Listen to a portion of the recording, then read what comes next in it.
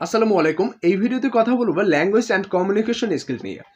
আমি ইমরান। আমি যে ভাষায় কথা বলছি বাংলা ভাষা, তাই না?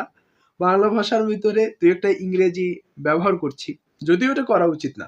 এক ভাষায় কথা বলা উচিত।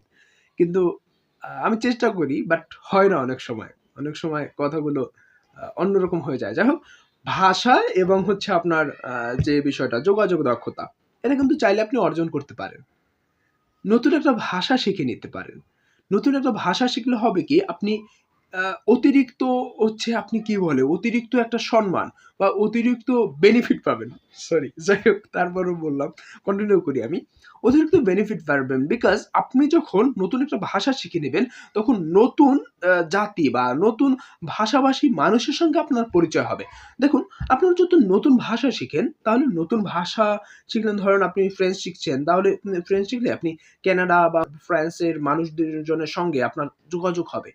আপনি তাদের সঙ্গে ফ্লুয়েন্টলি কথা বলতে পারবেন। যখন ওই অবস্থাটা আপনার তৈরি হবে, তখন আপনার বেশি মানুষের সঙ্গে যোগাযোগ হবে।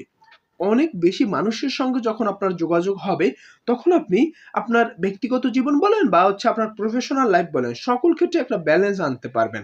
অর্থাৎ আপনার অবস্থান তৈরি হয়ে যাবে। দেখুন বাংলাদেশে অনেক ধরনের আ বিদেশ থেকে অনেক মানুষ আসে। বাংলাদেশের এই দোভাষী ব্যবস্থাপনা বা হচ্ছে ২ ভাষায় যারা কথা বলে, তাদের সম্পর্কে আমার ব্যক্তিগত ধারণা নেই। বাট দেখুন এই পেশাটা কিন্তু অনেক সম্মানজনক একটা পেশা।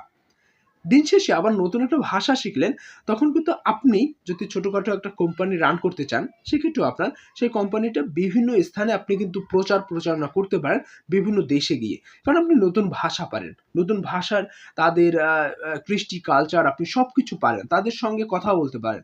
সবকিছু মিলিয়ে আপনার একটা নতুন ভাষা আপনাকে কিন্তু অনেক ভালো একটা অবস্থান তৈরি করে দিতে পারে। আবার আমি যদি ক্যাথরিন প্যুরিকোশন ম্যাডামের কথা বলি, তিনি আমাদের ফার্স্ট সেমিস্টারে আমরা যখন ভর্তি হই তখন তিনি আরকি বলেছিলেন, সবাই হচ্ছে বিভিন্ন নতুন ভাষা শিখবে। কারণ নতুন ভাষা শিখলে যখন হচ্ছে আমরা একাডেমিক জীবন বলি, একাডেমিক জীবনে অনেক ধরনের আমরা বই পাই, যেই বইগুলোর হচ্ছে অনুবাদ নেই বা অনেক নাটক আছে যে নাটকের কোনো অনুবাদই নেই, আছে এরকম।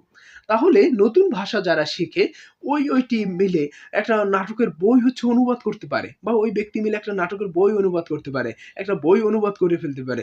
তাহলে ওই নাটক বা ওই বই, ওই পাঠ্যপুস্তক যেটা অন্য ভাষায় আছে, যেটার এখনো বাংলা ভাষা হয়নি, সেটাও কিন্তু অনেক সহজেই কিন্তু চাইলে করা যায়। অর্থাৎ একজন ভাষান্তর হিসাবেও আপনি কাজ করতে পারেন। দিন শেষে নতুন একটা ভাষা শেখা, নতুন একটা দক্ষতা শেখা জন্য হচ্ছে অনেক উপকারের এবং সেই উপকারটা কিন্তু চাইলে আপনি শিখতে পারেন।